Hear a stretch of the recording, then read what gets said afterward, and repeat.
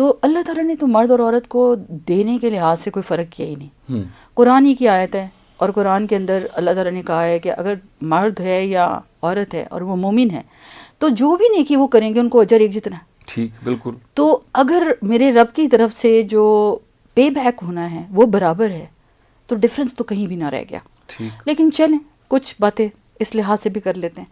اللہ تعالیٰ نے عورت کو جو نالج کا حق دیا وہ بھی کیا میرے نبی نے فرمایا، طلب العلم فریدۃ علی کل مسلم و مسلمۃ، دونوں کا برابر، کوئی کسی قسم کا ڈفرینس نہیں ہے کہ مرد پی ایچ ڈی کر لے گا اور عورت کو چاہیے کہ وہ صرف ایم فل کر لے، یا مرد جو ہے وہ ایف سی پی ایس کر کے ایم ایچ پی ایچ کر لے گا. نہیں، جو کرنا چاہتا ہے کرے. صحیح ہے، اللہ نے رائٹ دے دیا.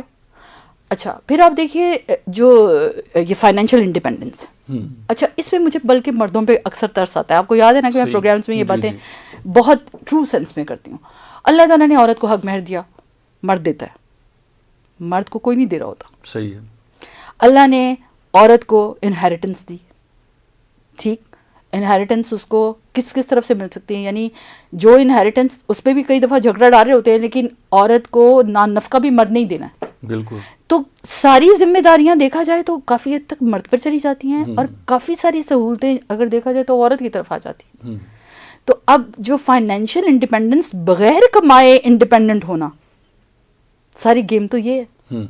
تو آپ دیکھیں اگر میں صرف 3 باتیں کر لوں کہ اللہ تعالیٰ نے ہمیں امپاور کیسے کیا ہے، کہ اس کے اندر پہلی بات فرق ہی کوئی نہیں. دوسرا یہ کہ کیونکہ جتنا عدل اسلام سکھاتا ہے، آپ کسی بھی مذہب کو دیکھ لیجیے، عدل کی بات، ایکوٹی کی بات سمجھنا ہی بہت مشکل تھا. ایکوالٹی کی باتیں آتی ہیں، ایکوٹی نہیں سمجھا سکتا کوئی.